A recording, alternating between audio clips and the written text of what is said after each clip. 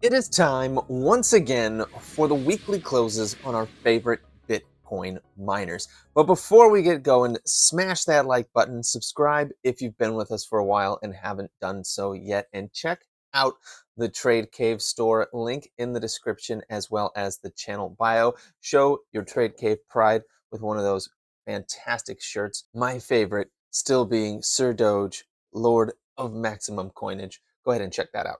Now let's get into it. So we're going to start with CleanSpark. I've actually added a few here this week as per the request of the subscribers. I've added a couple here, so we'll look at those as well at the end here. I'm not going to attribute as much time to every single one of them because I don't know as much about every single one of them. So some of them is just going to be, this is what the chart looks like. And if there's some extra news catalysts that you're aware of that I am not aware of for some of these, go ahead and let us know in the comments, and I'll dig into that a little bit more.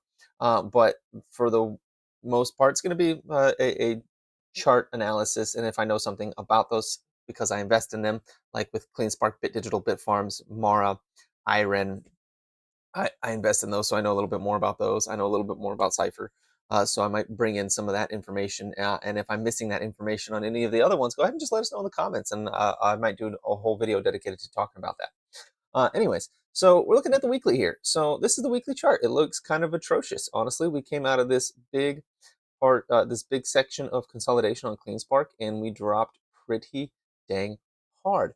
We came nearly all the way to the bottom of the bottom ATR band. We are currently below the 200-week moving average, which is sitting up there at 1233. The mid ATR band is up at 1461 on the weekly, and the top one is up at $20.48. This thing's pointing almost straight down, so that sucks. Now, one thing I'm not. Let's take a look at actually one thing real quick. Let's see, how is our cup doing? Is our cup negated yet? I think it might be. Let's have a look. Yeah, so we are trading below the midpoint on this big giga cup here, so that is not good. That is not good at all. So that is kind of negating that cup and handle there. We are going to run into a lot of struggle above $20, above $21 on CleanSpark overall. I was hoping it was going to look something like back here in 2019-ish period, right, where we see that big scoop, a dip with a couple, like two dips actually, and then a big rocket up. We're not getting that this time around, so that's a little bit concerning. One thing I'm going to do here is a fib extension, and let's go to the bottom to about right there. On the fib extension, now, once we get above that $24 area here, we could easily come into 33, 38. It's going to be a little harder to go above 38 and get up into like the $61 range. I don't necessarily see that happening. That would be the very top of this fib extension. But I do see us potentially hitting in like the 30s, which I believe coincides decently well with the fib cloud. Take a look here. Yeah, that coincides with the fib cloud. That's probably something I'll be looking for sometime this cycle. I don't know if it would happen this Christmas season. I'm feeling like this Christmas season, honestly, with the way this thing has been performing, I feel like we would be lucky just to get back into the mid 20s for like November, December this year. We'll see though. Sometimes these things surprise us. So it's nothing is written in stone. None of this is in stone. And it could absolutely rocket right past all of this resistance right here between 15 and 22 $21, and then find itself trading up at 30 some odd dollars here by the end of the year. That's absolutely possible, but I wouldn't bet the farm on it. If I see any kind of weakness somewhere around $22 $23, I would absolutely be taking profit for the Q4 cycle. That is me. I plan on taking some profit this Christmas season on all of my miner stocks. Okay, that is my plan here. No matter where they fall, at some point between November and December, maybe early January, maybe, I will be taking some profit on these. So that is just full disclosure, complete transparency there. I will be taking profit in the next couple of months on the majority of my miners. And then I would be looking for a return to them sometime in late January, February, maybe March. Okay, that's just the nature of it. That's the cycles, right?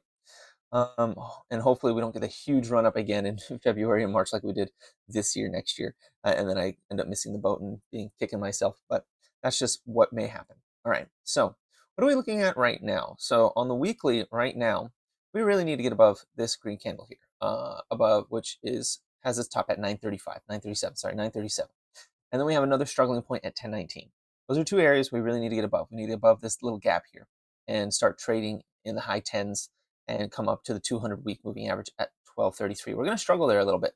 I'm assuming sometime in October we'll hit this thing and start to struggle a little bit, and then find ourselves in like later October, probably just cutting right through the mid ATR band. I would not be surprised if we went right through this thing and came right up to the top of this range around like $18 and then fell for a week and then rocketed back up to the top ATR band for like, that Christmas rally, that Santa Claus rally type of period of time.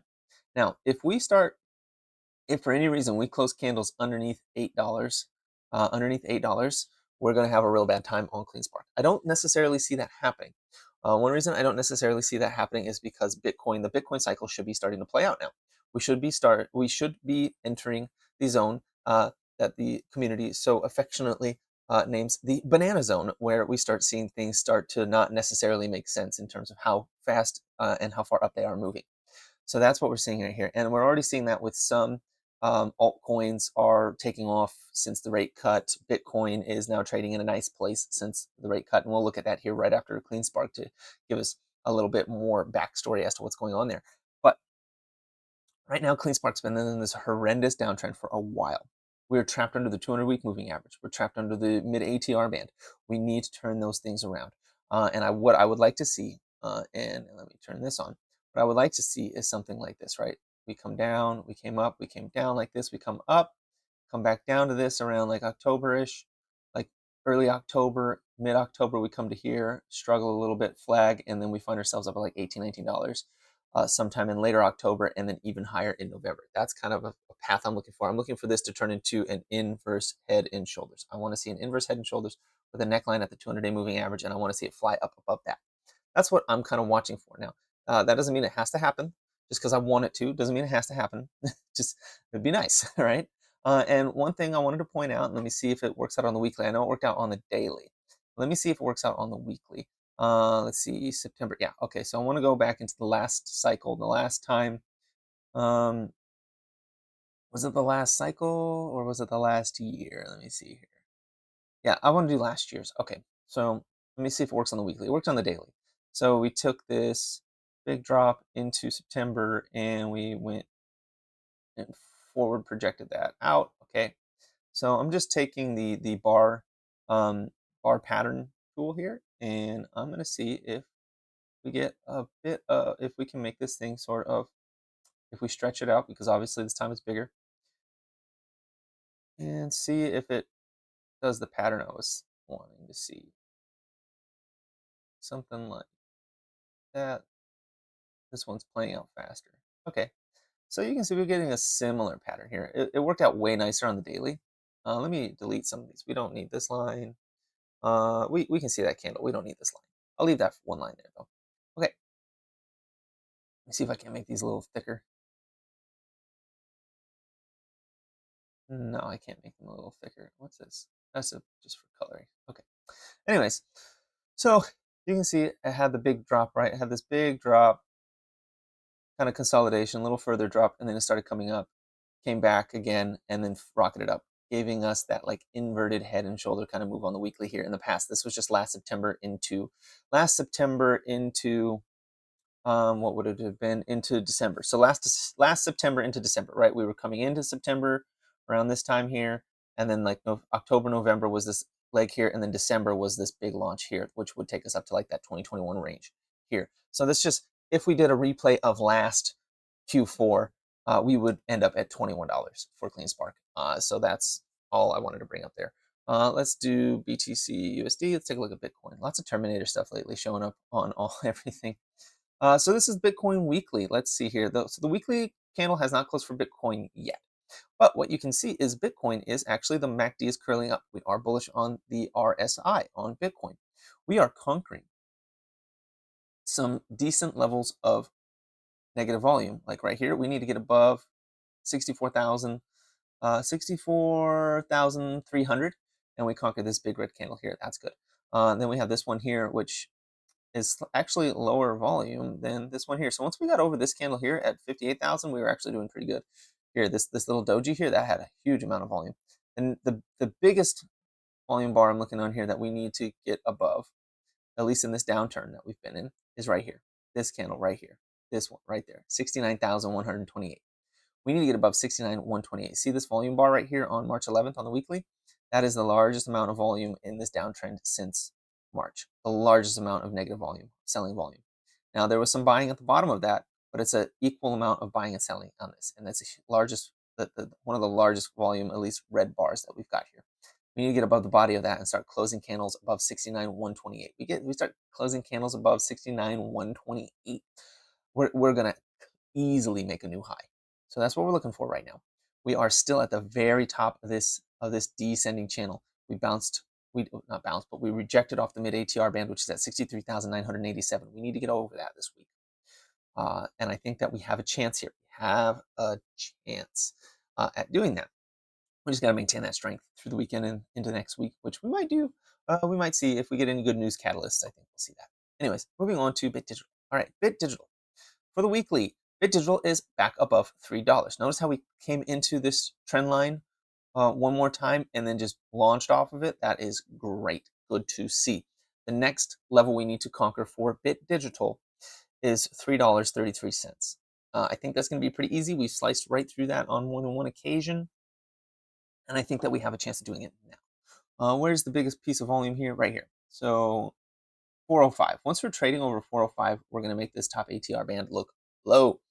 So I like this. I like what's happening here. We're coming down. We're matching the trend. We're making a higher low. So we did make a lower high, right? So let me draw this. We did make a lower high like this, and we're making a higher low. So we are making something of a pennant. So this is coming up, and now it's making a pennant down into this here. Now pennants break either way. So a pennant could break up or down. So I don't like that. Bit Digital is not giving us a clear direction at this time. But there are signs that we could be trying to move to the upside.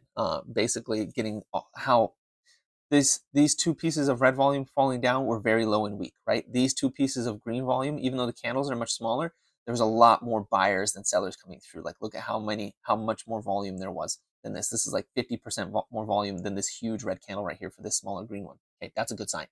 That is a good sign. That's showing that the buyers are aggressive and they are not taking any crap from these sellers anymore on this one, at least not for the last 2 weeks.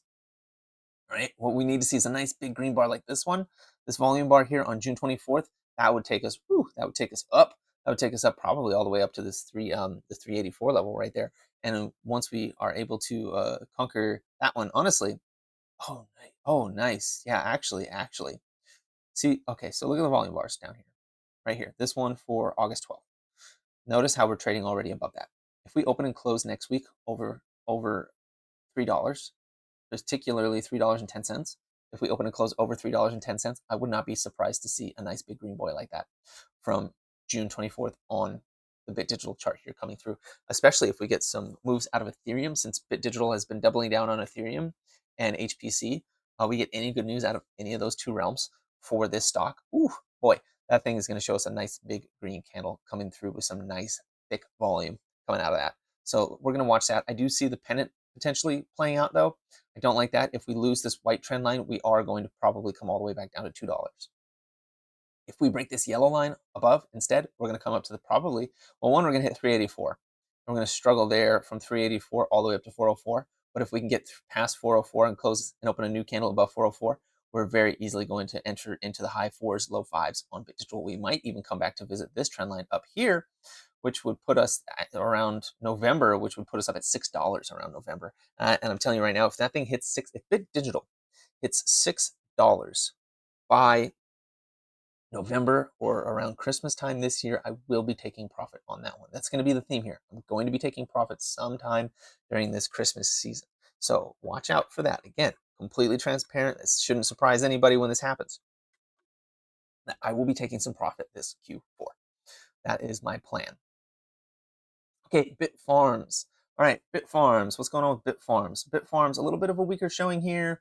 Let me get rid of this little flag here. We got this $2 one, 213 is a line. I'll leave that one on. I have so many trend lines on this thing that I don't really even know what to do with them. There's so many lines. Let me turn them off for a second. Okay. On Bit, ooh, I don't like what Bit Digital is making right now. So MACD is pointing kind of down on the weekly. We're in bearish territory on the RSI. Right here, and now I've got to turn on all these drawings again. You're going to see them all come back to life. Right here, that's a pennant.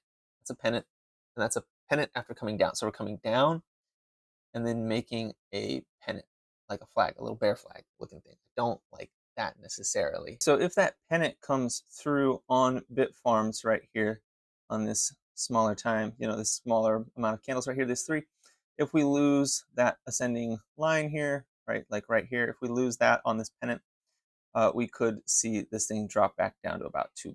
We're looking at, well, not $2, sorry, back down to about 170 at the low end, if that's what happens there. I don't like that we had a doji kind of playing around in the lower half of the wick there for last week on Bitfarms. That's not the best candle. We could have had that little inside bar there. I would have liked to see it form a little higher than that, maybe above the body. I really don't like that it was an inside bar. That concerns me a little bit on Bitfarms. Now, overall, that's short term. Like, it might drop back down into this region, between 185 and 170 again before going back up again.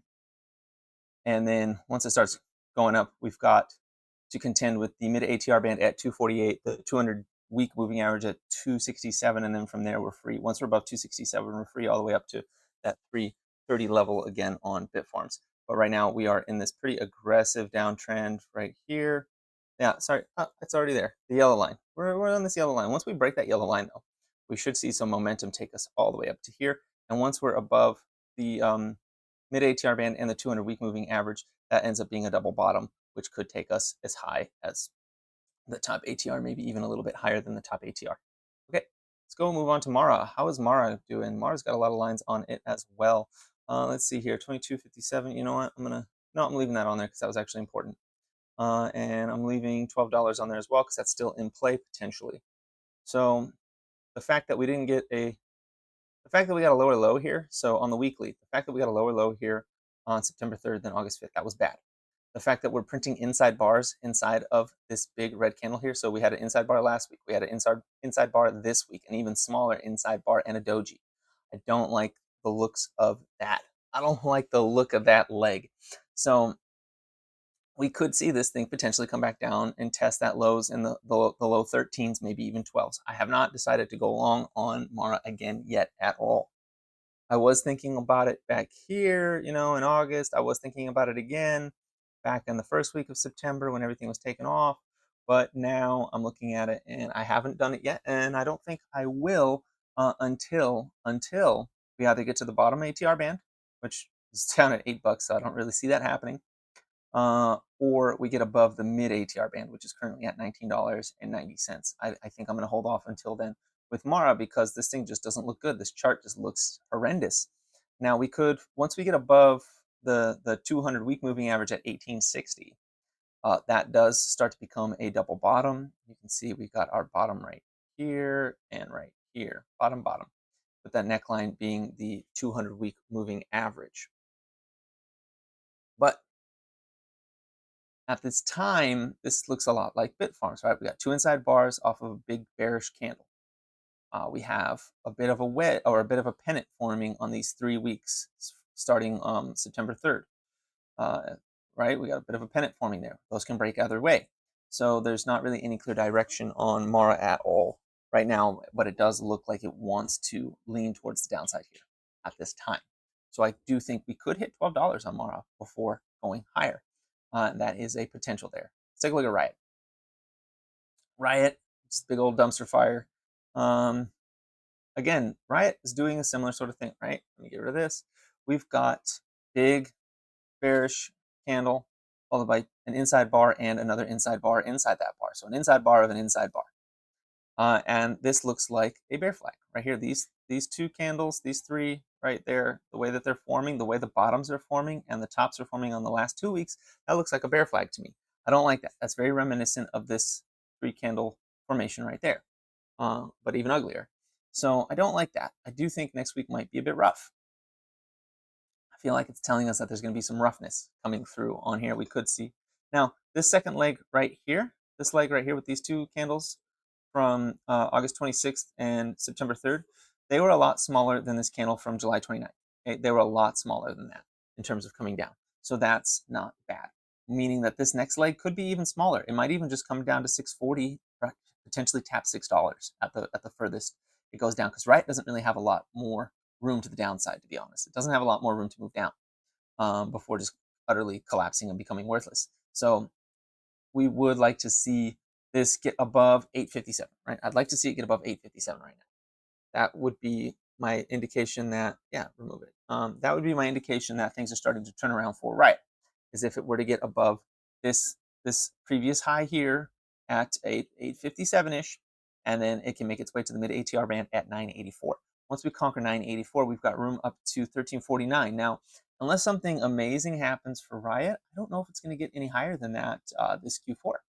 I still think that the top of this descending channel here, which it hasn't gotten above at all this year, would be the highest it could go. And around December 9th, the top of that channel is $15. So we could go from 7 to 15, but that's just like a 1x basically, a little over a 1x. So I don't really see it getting back to the 200-week moving average all the way up here at 1767. I don't really see it happening. I see it getting to the top of the descending channel here around, $15 around December time, around, yeah, right at 15, maybe a little bit lower, and then from there we start to come back down again in Q1 or late Q1, early Q2 potentially, even if it lags and holds on up there for a while longer. That's what we're looking at. That's what I'm thinking here for Riot. It's just been kind of underperforming. Let's take a look at Iren. How is Iren doing? I actually don't hate Iren. Now, why don't I hate Iren? I hate those other ones, but I don't hate Iren. Now, there's a very specific reason I don't hate Iren. That's because this low here from September 3rd did not go lower than August 5th. That is a higher low. Okay, that's a higher low. Now, even though we are printing inside bars inside this big bearish candle, we made a higher low versus what happened to Riot, versus what happened to Mara. Bitfarms, I think, also made a higher low, right? Yeah, they made a higher low too, so it wasn't the worst. Wasn't the worst. I just didn't like how tiny their doji was. What about Clean Spark? Did that made a lower low too, so I didn't like that either. But I liked Iren because it made a higher low. You see how this candle here is higher than the one from August 5th. That is important in this aspect. Now, this candle is slightly bigger. This doji is a little bit bigger, but it is an inside bar inside of an inside bar. So an inside bar to an inside bar. Neither of those are good in this particular case. Okay, they're not particularly good. Now, we do have scenarios like, let's say, this one right here, right, from April 8th, right, where we had, that wasn't really an inside bar, but we had inside, inside, inside, and then launched off. If we can get above this bar here, if we can get above this at 779, then and close above it and open a new candle above it, then I'd be saying, yeah, that looks great. And we could end up with a double bottom, right? We have a bottom and a bottom neckline right here at 875. And we get above that, and Iren is, just trucking along back up to $10, right? We do need to break this white line here, this descending trend there. We got to break that 672. I'm going to take that off the chart. Yeah, I'm going to remove it. I don't care. I don't need so many lines, please. A few less lines, please. Thank you. Yeah. As long as we stay above 640, as long as we stay above 646, right? 646 to 640. As long as we stay above there, we won't revisit the lows of August 5th, right? That's what I'm saying. Now, I would like to see price get above 779, 780. 779, 780. I would like to see that. And then we're going to struggle a little bit, again, at the neckline of that double bottom at 875. Once we're above that, we've got room up to the mid ATR band at 942. 942, we might just cut right through it like we did on the way down. And if we do that, oh boy, we're coming all the way back up, likely to the top ATR band around $13. We might struggle around 1126, 27 because we have a lot of action there. And we might, create a flag there and then carry on upward, but 13 would be the next target for around Christmas time. We might even take out this high here at 1573, which would be very, very exciting. If we take out this high at 1573, I'm absolutely taking profit on pretty much all of my Iren. That would be a very amazing, that'd be an absolutely amazing short-term swing for me. That would be well over 100%. And I absolutely would take profit up there because my average is just over $7. So anything over $14 is 100% return, which in the short amount of time that I've been holding Iren, 100% is a huge move. So I would be very happy with that. Now I've said before that we don't get into crypto for only 100% moves, but if you see 100% move in a month or in 60 days, a month or two, it would be insane not to take it. So that's what we're talking about there. Iren, I like the way it looks. I don't hate it as long as we hold above 740, or sorry, 640. As long as we're holding above 640, I am feeling pretty good about Iren. Let's look at Corz. Corz is just will not quit. It just makes me feel like maybe I should have bought Corz, but that is FOMO talking, and I don't FOMO, so we're not doing that. We took out, just like I mentioned last week, we took out the high. We made a new high. So its previous high was like 1225 or something. We went all the way up to 1263. Boom, took out that high. As soon as I saw this coming down, I said that is a bull flag, and it looks like we might run for the highs, and we ran for the highs. Beautiful. We are in this upper half of the ATR bands. This is the most bullish Bitcoin mining chart around, is Corz. That is the most bullish one around. Okay, if we fall, 1087 catches us for support, right? If we lose that, 965 and 953 below it catch us there. If it falls below that, 831 will catch us there. There's so much structure in here to catch us if we fall on Corz, and institutions have been buying. I'm a little bit salty. I did not want to get into this one because it had such a short history on the chart, but it has been absolutely performing, and that is just fantastic. It's been absolutely performing. This is the most bullish chart I've seen for Bitcoin miners. I don't know how high it could go. We are in uncharted territory up here where we are. I do think that we could come back to test 1087 and then go higher from there. What am I watching here for this one, right? Okay, so since this one's in a bullish pattern, we'll do something else. We'll go with this EMA1. All right, see that green line that I just populated on the chart here? That's just touching the bottom of this candle here, that green line right there. That is the mark of when this thing is going to break down. Okay, basically, when we start getting candles closing beneath this, we might break down. This one was a fake out to the downside right here on August 5th. Okay, yeah, that makes sense. But when we lose that for real and we close a candle down underneath this green line and open another one underneath that green line, like when we see that happening, that is when we know we're going to start breaking down and coming lower and lower and lower and lower until we find a new pivot bottom. Okay, that is what I'm watching for Corz. I'm watching particularly on the daily, not so much on the weekly, but on the daily, I'm watching the 5 moving average to see if I think we're going to have a bit of a breakdown. Now let's, just for this one, we're going to look at the daily for a second. Okay,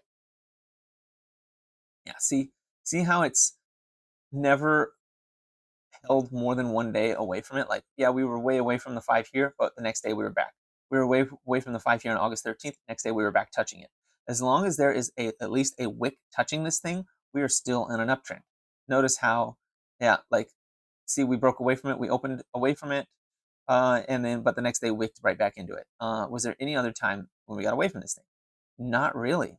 Not really. The most sustained downtrend even held beneath it, right? Just held it, held it, held it, held it. We got 2 away from it. That was the fake out, and then boom, it came. This thing is just full of fake outs to the downside without any actual like fully breakdowns.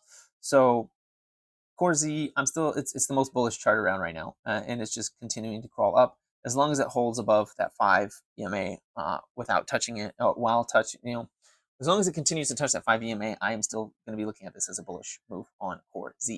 And of course, nothing I say is financial advice or a suggestion to buy, sell, or hold any asset whatsoever. Just my thoughts on these charts. Let's take a look at Wulf. How is Wulf doing? Wulf is also very, very bullish looking. All right. We said these two looked like a bull flag here from August 26th and September 3rd. And it turns out they might be a bit of a bull flag here. Now, we are above the mid-ATR band there, and we closed above the mid-ATR band at 434. If we hold that next week, we are looking at an angled double bottom. We're going to run for 496, which we actually did yesterday. In yesterday's session, we almost got there. We get above 496, we are going back for these highs, for the local highs around $6-ish. On Wulf. Wulf is the second most bullish looking chart right now for Bitcoin miners. So Wulf and Corz are looking absolutely amazing. They look like they want to crawl up higher. The RSI is in bullish territory. The MACD is curling up. We are above where we need to be above on the ATR bands for both of these things. They are officially getting themselves into, I mean, Corz is officially in an uptrend. Wulf is working on officially being in an uptrend. All it needs to do is make one more higher high above that 496 level, and we are in an uptrend on Wulf, as long as we don't make a lower low on the weekly. So Wulf uptrend, Corz uptrend. Let's take a look at Hut real quick. Hut, not looking so good. Hut, now we did get a big bullish engulfing candle last week, but then we got an inside bar this week, right? We have this inside bar right here. Boom. I don't like that. I don't like that. Now there's wicks outside of it, but the body's inside the body. I don't like that. Don't like that at all. Now we have seen that before, like back here where we had this big green and then we had an inside bar and then it broke out a little bit. So we'll watch next week if we can get above that body, above 1125 ish on this chart, then we have room to test the mid ATR band at 1305, and that's good. So this is looking a little more bullish than say Mara or Bitfarms or Riot or CleanSpark. We do also bottom. Every single one of these is making a double bottom. Every single one of these is trying to make a double bottom. And they need to get above the neckline to prove it that they're going to make that double bottom. The only one that's staying above anything is Corz right now. So yeah, above $13 on Hut, we could see it potentially come all the way back up to $17, $18 on Hut. So that's pretty exciting. Let's take a look at Cifr. How is Cifr looking? 290. Cifr is looking bad. This is bad right here. This is a lot like so many of the other ones. This one came way underneath its August 5th low, way under it. The September 3rd low went to 270, hit my line almost perfectly. And we're creating inside bars from here. It's inside bar, inside bar. I don't like that. I don't like that. That could be a continuation sign that we're going to keep going lower on Cipher. Now, there was some pretty decent institutional buying in August, so maybe they know something I don't, and maybe this thing will turn around, but I am not at all interested in Cipher until it's minimum trading back above this big drop here from September 3rd. Like, I want to see it trading above 350 before I'd even want to touch this thing, because this thing is just looking radioactive right now with how much it came to the low. Like, it came to super support down here. Like, I don't even know why I still have that orange line on there. That is done. It's about to be done with this green line, so that's good, but I would want to see it start making higher highs and higher lows before I'd even be interested in this thing. And based on how far it's come down, based on how it's kind of making a pennant down here, which looks like it could be something of a bear flag to send it further down, and that I just wouldn't touch it right now personally. This is a very scary chart. I want to see it starting to turn around before I'd be interested, because that is such a, like, they were trucking up since September 2023. Like, look at this they were just trucking up, clinging to that mid ATR band, sometimes touching the top ATR band all the way from September 23rd 2023 until honestly not even from there, from July 2023 all the way until July 2024. So for a whole year it's just making train tracks up, up, and then in one candle, it completely wrecked that and just came down. And it came all the way to the very bottom from like the lows in October 2023. So that is a bit, I don't like that. On Cipher, that is a bit concerning, and I would just stay away from now personally until I saw more bullish action out of it. All right, we're gonna look at Hive now. Hive has been requested, so we're gonna look at Hive. What's going on with Hive? Hive it's been basing. I haven't looked at this chart in a really long time, but it's been basing for a really long time. Since September 22. So we never made. Oh, I don't like Hive. I don't like Hive. I'll show you why right now. All right. In one line, I'm gonna show you why I don't like Hive. So this is 2022, July 2022, right? Okay. We have not gotten above the high of July 2022 in any of these runs. Every single other miner has made highs above their 2022 highs. And each high, look how each peak is getting lower and lower and lower on Hive. Each peak, the peak from July 2022 is higher than the peak from July 2023, which is higher than the peak from December 2023, which is higher than the peak from July 2024. And check this out. The line is getting steeper to the downside. You don't want to see that. I don't like anything about Hive. That is bad. That's real bad. I would not even be remotely interested in Hive until it takes out this high, this 757, until it's above $7.57 and shows that it can take out that high from July 2023. I have no interest in this at all. That is all just bad. And let's take a look at the ATR bands here. So let's see here. We are below, oh man, we're even in the lower half of the ATR bands. We've been struggling. Even the upper ATR band is only at the same height from the July 2024 run. And we haven't touched the upper ATR band. We did it twice in July 2023 and December 2023, and we haven't gotten back up to touching the upper ATR band since July 2023. That is not good either. Now, we haven't touched the bottom ATR band either, but This is looking like a bear flag right here. These three right here, and the way that they're angling up, that's looking to me like a bear flag. That gets negated if it gets above $3.65. Then it's not a bear flag. Then it's a double bottom, but that double bottom can only really go as high as 453. So it's not really a big move up. On the downside, we could come back down to 256. And if we lose 256, we're going to test the lows of August 5th, which is at 222, 220. Yeah, this chart looks terrible. I don't like anything about this chart. I would not touch this with a temper pole. Slnh, we're also adding Slnh onto this thing now. Slnh, this chart also looks like dog water. This is terrible. This also looks absolutely horrendous. What on earth is going on here? Why did I even add this on here? This is bad. So let's take a look here. Same sort of scenario, right? We had the July 2023, and we take a line from there. We haven't even gotten close to that. Look at this. Look how now. Okay, so this is slightly less terrible than on Hive because you can see here that the line was pretty aggressively to the downside right here, right up until December 2023, and then it broke sideways, and it made a. It still didn't make a higher high than July 2023. Its December high was atrocious.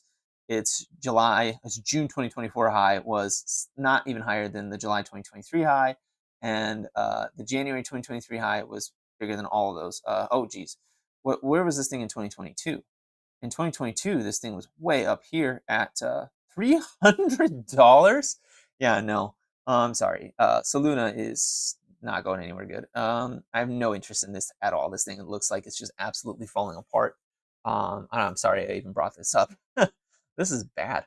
Now, when it breaks this ugly downtrend that it's been in for a while here, it looks like it is basing around where it is right now. And if it gets above $4.73, we do have room up to like $7. But overall, this chart has just been deflating. It's just been deflating, deflating, deflating. It's at lower lows than it was before the last cycle. Like it got even lower than it did in the winter from before the last upcycle. So maybe that means that there's room for this thing to go even higher, but maybe since there's even more competition in ETFs and other ways to get exposure to Bitcoin now, that maybe it won't even get any excitement at all out of Slnh. I don't know. This is a gamble. So this one could, I mean, it could go back up to $300, I guess, but also it would be a lotto ticket. This one I'd look at as a lottery ticket. I wouldn't put very much into it. And I wouldn't expect very much out of it, but if it ran back up to $300, I'd be very happy. Like, let's say I bought like 100 shares or something, right?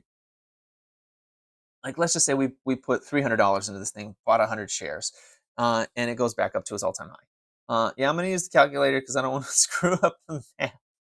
And let's just say it went back to its all-time high and it hit 474, right? Let's just say it hit 474. $47,000. $300 into $47,000. Yeah, okay. That's a lottery ticket I'd take. $300 to $47,000. Sure.